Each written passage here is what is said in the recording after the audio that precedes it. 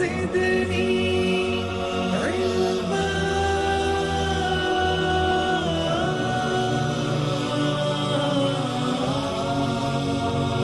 رب زدني علما.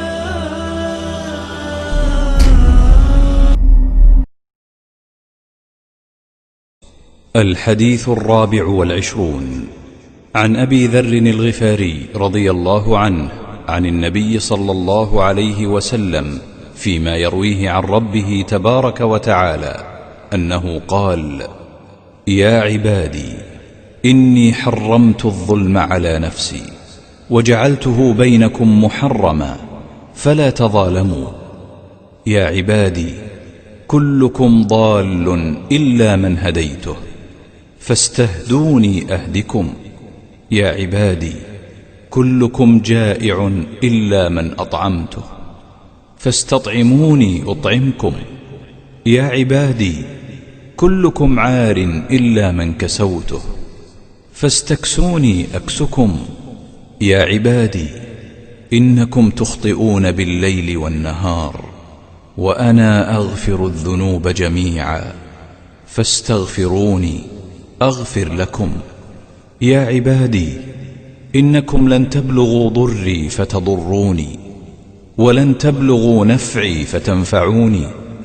يا عبادي لو أن أولكم وآخركم وإنسكم وجنكم كانوا على أتقى قلب رجل واحد منكم ما زاد ذلك في ملكي شيئا.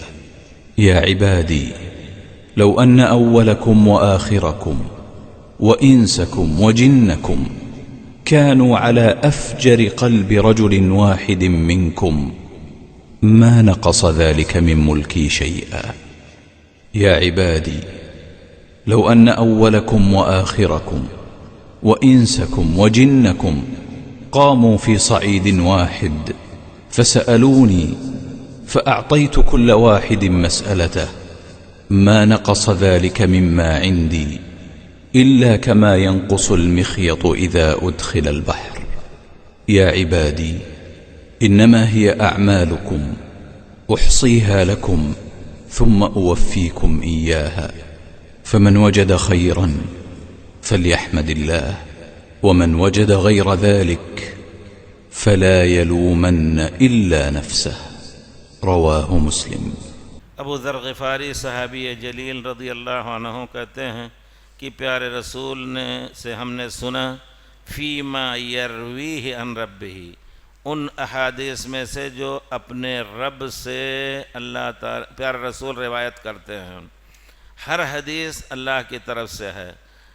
काना जिब्रील यंज़िलु बिल सुन्नत कमा यंज़िलु बिल कुरान, जैसे कुरान लेकर के उतरते थे इसी तरह सुन्नत, इसकी कोई इस्तिदलाल की ज़रूरत नहीं है। तो लेकिन प्यारे रसूल ने फरमाया ये करो वो करो,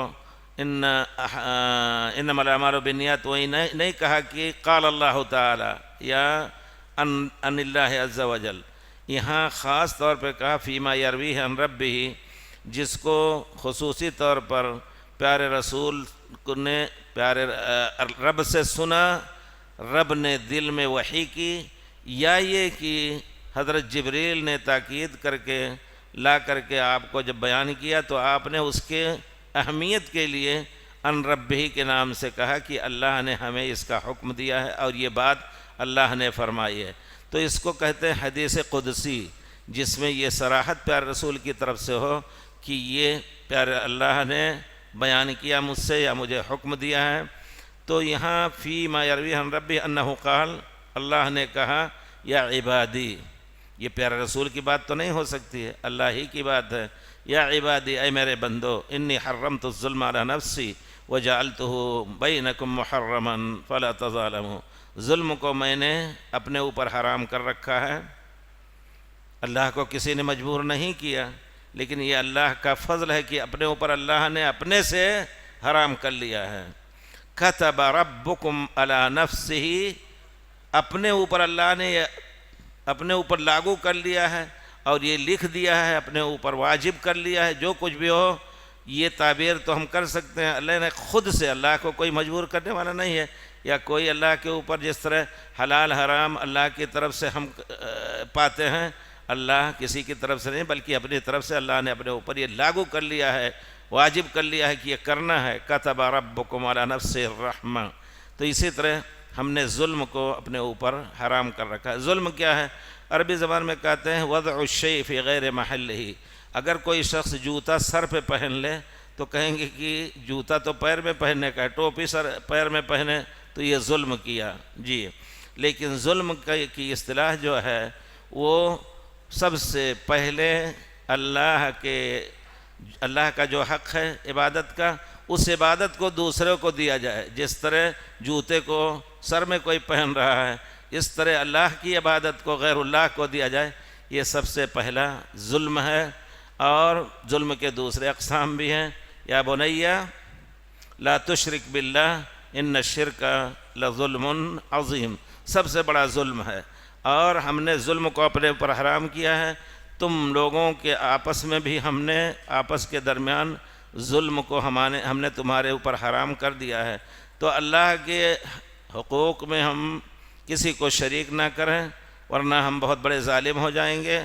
اور دوسروں کے اوپر بھی ہم نے ظلم کو اپنے اوپر حرام کر دیا ہے۔ قیامت کے دن اللہ تعالیٰ اعلان کر دیں گے لا ظلم اليوم، آج کے دن کسی پر ظلم نہیں ہوگا، نہ کوئی باپ بیٹے کے ساتھ، غلام کے اوپر سید اس کا، پڑوسی کے اوپر پڑوسی کریں۔ آج کے دن ظلم ہو ہی نہیں سکتا ہے، نہ میں کروں گا، کسی کو سکت نہیں ہے کہ وہ کسی کے اوپر ظلم کرے۔ دنیا میں کر لیا تھا تم نے، وہ کافی ہے۔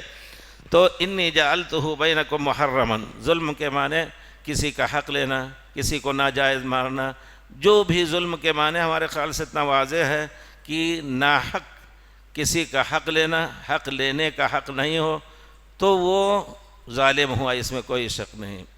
مطل الغنی ظلم، کسی نے کسی کو قرض دیا، مالدار ہے، قرض ادا کر سکتا ہے لیکن ٹال مٹول کر رہا ہے۔ مطل الغنی، مالدار ہے، دنیا دیکھ رہی ماشاءاللہ سب کچھ ہے، 2000 4000 روپے ریال وہ قرض دیا ہے، وہ 50,000 کا مالک ہے، دے سکتا ہے لیکن نہیں دے رہا ہے، تو ایسی حالت میں۔ لیکن اگر کمزور ہے، قرض دے کر کے نہیں ادا کر پا رہا، تو اس کے بارے میں مدد کی ضرورت ہے۔ کلام پاک میں اللہ تعالیٰ نے سفارش کی ایسے لوگوں کے لیے، گویا کہا ہے کہ اگر وہ فَإِنْ كَانَ ذُو عُسْرَةٍ فَنَظِرَةٌ إِلَىٰ مَيْسَرَةٍ، بیچارے کی زندگی تنگ ہے، روزی تنگ ہے، تو إِلَىٰ مَيْسَرَةٍ، اس کو ذرا سا موقع دو، جب آسان ہوگا تو دے دے گا۔ لیکن اگر نہیں دے رہا ہے طاقت ہوتے ہوئے بھی، تو وہ ظالم ہے، ٹال مٹول کر رہا ہے۔ مطل الغنی ظلم، اس کا ٹال مٹول کرنا یہ ظلم ہے۔ یحل عرضہ ومالہ، اس کا مال بھی حلال ہو سکتا ہے، اس کی آبرو بھی حلال ہے۔ تم بڑے ظالم ہو، تم جھوٹے ہو، دغاباز ہو، نہیں دے رہے ہو، یہ سب کا یحل عرضہ ومالہ، تو یہ ظلم ہے۔ پیارے رب نے فرمایا کہ آپ آپس کے درمیان میں نے حرام کر لیا ہے، وجعلتہ بینکم محرما، اس کو تمہارے درمیان حرام کر دیا ہے، کسی کے لیے کسی کے اوپر ظلم کرنا جائز نہیں۔ فلا تظالموا، تو آپس میں ایک دوسرے پر، تظالم یہ بھی تفاعل اور مشارکہ کا صیغہ ہے، جیسے تفاعل مقاتلہ اور مفاعلہ اور تفاعل یہ اشتراک سے ہوتا ہے عام طور پر دو آدمیوں کے۔ قاتل یقاتل، دو آدمیوں نے آپس میں مارا، لڑائی کی۔ ضارب یضارب، ضرب ایک طرف سے مارا، ضارب دونوں آپس میں ایک دوسرے کو فائٹنگ کر رہے تھے، تو اس کو کہا جائے گا۔ اسی طرح لا تظالموا، ایک دوسرے کے اوپر ظلم نہ کرو۔ اگر اس نے ظلم کیا تو ظلم کا بدلہ اسے اتنا ہی لو جتنا کیا ہے، آگے بڑھ کر کے اور ستاؤ گے تو تم ظالم ہو جاؤ گے۔ فلا تظالموا یا عبادی کلکم ضال الا من ہدیت فاستہدونی اہدکم، سب تم لوگ گمراہ ہو الا من ہدیت، جی ہاں، حد پیارے رسول کو بھی کہا گیا الم نشرح لک صدرک ووضعنا عنک وزرک الذی انقض ظہرک ورفعنا لک ذکرک فإن مع العسر ووجدک ضالا فہدی، اللہ تعالیٰ نے آپ کو گمراہ پایا تھا۔ یقیناً جو اصل راہ تھی نبوت سے پہلے پیارے رسول ڈھونڈ رہے تھے، اللہ نے جو دل میں ڈالا اس کی روشنی میں اللہ کی عبادت کرتے تھے، جاتے تھے غار حرا میں، لیکن اصل ہدایت گویا جو راستہ سیدھا تھا ان ھذا سبیلی فاتبعوہ، تو وہ پیارے رسول ان ھذہ سبیلی ھذہ سبیلی، تو وہ نبوت کے بعد ملا۔ تو تم سب گمراہ ہو، فاستہدونی، مجھی سے ہدایت طلب کرو۔ جی ہاں، ہم ہر وقت کہیں ایاک نعبد و ایاک نستعین، اور پھر ہدایت کے جو اسباب ہیں قرآن اور سنت، پیارے رسول نے واضح طور پر فرمایا ہے ترکت فیکم امرین لن تضلوا، دو چیزیں چھوڑ کے جاتا ہوں، جب تک اس پر تمسک کرو گے ہرگز گمراہ نہیں ہوگے۔ یہ ہے ہدایت کی طلب، اور اگر اس سے نہیں ہدایت لیں گے قرآن اور سنت سے تو پھر یقیناً ہم گم گشتہ راہ ہو جائیں گے۔ کلکم ضال الا من ہدیت فاستہدونی، میرے ذریعے ہی سے ہم نے جو ہدایت کا راستہ تمہارے لیے تیار کیا ہے اسی سے ہدایت طلب کرو، اہدکم، میں تمہیں ہدایت دوں گا۔ یا عبادی کلکم جائع الا من اطعمتہ فاستطعمونی، ہر ایک بھوکا ہے، وما من دابۃ فی الارض الا علی اللہ رزقها ولا تقتلوا اولادکم خشیۃ املاق نحن نرزقهم وایاکم، دوسری آیت میں نحن نرزقکم وایاہم، کہ بچوں کو قتل نہ کرو کہ کہاں سے کھائیں گے، جیسا کہ ہوتا ہے وہ روزی لے کے اپنی طرف سے، جس طرح تمہیں روزی میں دیتا ہوں ان کو بھی دوں گا، تو گویا میں ہی روزی دینے والا ہے، اس میں کوئی، تم سب بھوکے ہو، جس کو میں کھلاؤں وہی آسودہ اور سیراب ہوگا، تم مجھ سے کھانا طلب کرو، اطعمکم، میں تمہیں کھلاؤں گا۔ چھوٹی بڑی چیز اللہ سے مانگنی چاہیے، ملح بھی اگر کم ہو گیا نہیں ملا تو اللہ تعالی ہمارے لیے مہیا کر دے، انتظام کر دے، پیسہ نہیں ہے اللہ تعالی حلال طریقے سے کوشش کیجئے انشاءاللہ آ جائے۔ یا عبادی کلکم عار الا من کسوتہ، تم سب ننگے ہو، جس کو میں پہناؤں وہی لباس والا اور پہننے والا ہے، فاستکسونی، مجھ سے طلب کرو اپنے لیے لباس، اکسکم، میں تمہیں پہناؤں گا۔ دیکھیے کتنی اہم چیز ہے، یعنی انسان کے نام سے کوئی بھی ہو، کہیں بھی رہتا ہو، شاید کوئی ایسے لوگ ہوں جن کو اخلاق اور انبیاء کی جھلک یا ان کے پرانے اخلاق کا کوئی نور نہ پہنچا ہو، ننگے رہتے ہوں، لیکن ہر قوم یقیناً کھانے اور کپڑے کے لیے دوڑ میں لگی ہوئی ہے، ہر قوم کہیں بھی ہوں وہ ننگے رہنا ان کے لیے پسند نہیں، اور ننگا یہ جو ہے فطرت کے خلاف بھی ہے۔ حضرت آدم علیہ السلام کو جب اللہ تعالیٰ نے مبتلا کیا اور لا تقربا هذه الشجرة فتكونا من الظالمین فأكلا منها فبدت لهما سوآتهما، جب کھا لیا تو ان کی شرمگاہ حضرت آدم اور حوا کی ظاہر ہو گئی۔ وَطَفِقَا يَخْصِفَانِ عَلَيْهِمَا مِنْ وَرَقِ الْجَنَّةِ، جنت کے پتے توڑ توڑ کر کے اور اپنے سطر کو چھپانے لگے۔ تو ایک فطری چیز ہے، چھوٹا بچہ ٹھیک ہے لیکن تھوڑا سا بڑا ہوا تو بھی شرم میں چھپانے کی کوشش کرتا، یہ ایک فطری چیز ہے۔ تو ہر ایک جو ہے وہ ننگا ہے، جس کو میں پہناؤں وہی اسی کو پہناوا ملے گا۔ فاستکسونی، مجھ سے طلب کرو میں پہناؤں گا۔ یا عبادی انکم تخطئون باللیل والنہار، رات دن تم گناہ کرتے ہو، وانا اغفر الذنوب جميعا، میں ہی تمام گناہوں کا معاف کرنے والا ہے، مجھی سے مغفرت طلب کرو۔ اغفر لکم، روایت ہے ان اللہ ينزل في كل ليلة حين يبقى ثلث الليل الآخر فينادي عباده الا هل من سائل فأعطيه، کیا کوئی طلب کچھ سوال کرنے والا، الا هل من مستغفر فاغفر له، کوئی گناہوں کو گناہ کی معافی چاہتا ہے تو فاستغفرونی اغفر لکم، میں معاف کر دوں گا۔ جی اللہ اکبر، یہ اللہ کا وعدہ ہے۔ اس کا معنی ہے کہ آدمی کو مایوس نہیں ہونا چاہیے، بڑے سے بڑا گناہ کر لیا، اپنے کو اگر اللہ نے چھپا لیا تو اپنے کو ننگا نہ کرے، اللہ کے سامنے اعتراف کرے، طلب کرے، اللہ تعالیٰ وہ گناہ معاف کر دے گا۔ یا عبادی الذین اسرفوا علی انفسہم لا تقنطوا من رحمت اللہ ان اللہ یغفر الذنوب جميعا انہ هو الغفور الرحیم۔ فاستغفرونی اغفر لکم یا عبادی انکم لن تبلغوا ضری فتضرونی ولن تبلغوا نفعی فتنفعونی. میں کسی کے نفع نقصان کا محتاج نہیں ہوں، لیکن اگر مجھے نقصان پہنچانا چاہو پوری دنیا کے لوگ تو مجھے کوئی نقصان نہیں پہنچ. یہ تو اگر کوئی کسی مسلمان کو اس میں شبہ ہے تو اس کے ایمان میں شبہ ہے، کافر ہے کوئی بھی قوم ہو. اور اگر یہ کہیں کہ ہم اللہ کو کچھ نفع پہنچا دیں تو اللہ تعالیٰ کو کسی کے نفع کی ضرورت نہیں ہے، کہ صرف یہ ہے کہ اللہ کے احکام پر عمل کرے.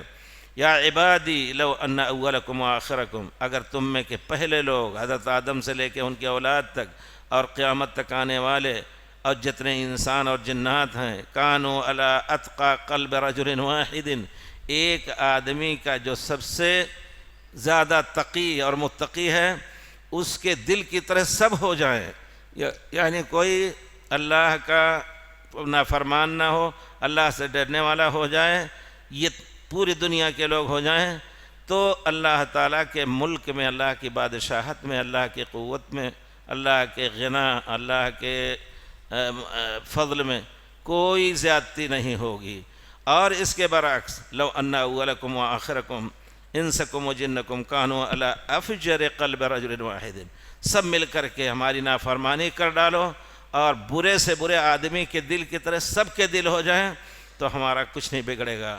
تم خود اپنے کو نفع پہنچا سکتے ہو یا خود اپنے کو نقصان پہنچا سکتے ہو اس قسم کی باتوں سے کہ اللہ کو ہم نفع پہنچا دیں یا نقصان پہنچا دیں. یا عبادی، اے میرے بندو، لو ان اولکم وآخرکم وانسکم وجنکم قاموا فی صعید واحد، تم میں سے آخر اور اول کے سب لوگ اور جن اور انسان سب کے سب ایک جگہ اکٹھا ہو کر کے مجھ سے اپنی ضرورتوں کی طلب کریں، فَأَعْطَيْتُ كُلَّ وَاحِدٍ مَسْأَلَتَهُ مَا نَقَصَ ذَلِكَ مِمَّا عِنْدِي، میں ان سب کو ان کی ضرورت کے مطابق جو طلب کر رہے ہیں دے دو تو میری بادشاہت میں سے کوئی کمی نہیں آئے گی. جتنا کی الا کما ینقص، جتنا کی مخیت سوئی کو سمندر میں ڈالو اس میں کتنا کمی ہوگی، کچھ بھی کمی نہیں. وہ تو جو کچھ آئے گا تھوڑا سا بھیگے گا اور باقی گر جائے گا، اتنا بھی اللہ کی بادشاہت میں کمی نہیں آئے گی. یا عبادی انما ہی اعمالکم احصیہا، اے میرے بندو انما ہی اعمالکم، بے شک تمہارے اعمال ہی ہیں. یہ ترجمہ ہے. وہ اللہ تعالیٰ فرماتے ہیں آخر میں کہ تمہارے اعمال ہی کو کے ذریعے، چاہے وہ اعمال نیک ہوں یا برے ہوں، اسی میں تمہاری خیر اور شر ہے. انما ہی اعمالکم احصیہا لکم، ایک ایک کو گن کر کے میں محفوظ رکھتا ہوں. ما یلفظ من قول الا لدیہ رقیب عتید، کل صغیر و کبیر مستتر.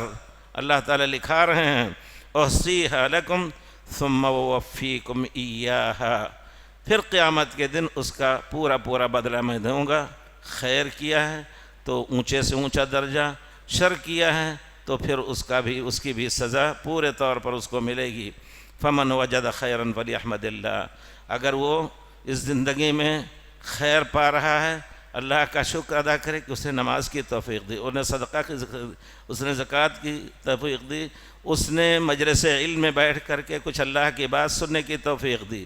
فمن وجد خیرا فلیحمد اللہ، یا پھر وہاں قیامت میں خیر پائے تو اللہ کا شکر ادا کرے، اور اگر قیامت میں شر پائے یا دنیا میں بھی شر آئے تو تمہارے اپنے کرتوت کی بنا پر آئے گا. فلا یلومن الا نفسہ، اپنے ہی کو ملامت کرے کہ ہم ہی نے غلطی کی تھی، اس وجہ سے. اللہ کیا کوئی اس میں اللہ نے کا کوئی ظلم نہیں، اور اللہ نے تمہارا کوئی حق نہیں مارا ہے، تم نے خود جو کچھ کیا تھا وہی سب ملا. اتنی واضح حدیث ہے توحید کی متعلق، اس وجہ سے ہم کو چاہیے کہ ہم اس کو یاد کریں، ہمارے بچے، اور اس کو پڑھ کر کے کم سے کم اس کے ترجمے کو روزانہ اپنے ایمان کو تازہ کرنے کی کوشش کریں. جی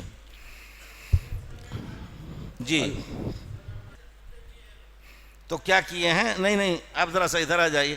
اس میں ہم جو سمجھتے ہیں کہ سوئی اگر گلاس میں ڈالیں، آپ سن رہے ہیں میری بات، سوئی اگر گلاس میں ڈالیں تو اس میں اٹھاتے ہی جو کچھ رہے گا سب گر جائے گا، صرف ایک معمولی تری اس میں رہ جائے گی۔ آپ یہیں تجربہ کر لیجئے، سوئی کو ایک گلاس میں ڈالیں اور اتنے بڑے سمندر کو جو زمین کا 2/3 حصہ ہے اس میں اگر سوئی ڈالیں گے تو کیا کمی آئے گی؟ یعنی اللہ تعالیٰ فرماتے ہیں مثال دے کر کے کہ کوئی کمی نہیں حقیقت میں ہوگی۔ خود کافر بھی کہے گا، غیر مسلم بھی کہے گا کہ سوئی کو ہم سمندر میں ڈالیں تو سمندر میں کوئی کمی نہیں آئے گی، لیکن اگر اس کو نکالنا چاہیں، کھینچنا چاہیں تو ہو سکتا ہے پانی کنویں کی طرح نیچے ہو جائے، لیکن اس میں کوئی حقیقت میں کمی نہیں آئے گی۔ یہ ہے اصل اس کی تفسیر۔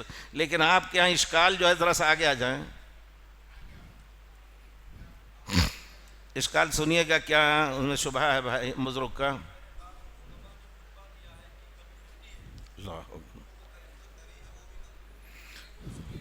اس طریقے کو بہت سی چیزیں ایسی ہوتی ہیں کہ اس کو نہ ہونے کے برابر کہا جائے گا۔ یہی ہوا کہ نہیں ہوئی۔ اگر کیا کہا آپ نے؟ ناکے میں پانی نہیں رہ جائے گا۔ سوئی ہے کسی کے پاس، بکسوا ہے، ذرا پانی لے کے آئیے، دیکھا جائے تجربہ، وہ ایسی چکنی ہوتی ہے خود کہ اس کو ڈالیں گے تمام پانی سرک کر کے نیچے چلے جائے گا۔ سیفٹی پین ہے، گلاس سے بھی کوئی کمی محسوس نہیں ہوگی۔ آپ باریک ملی ذرا سا نشان لگا لیجئے، کوئی کمی محسوس نہیں ہوگی۔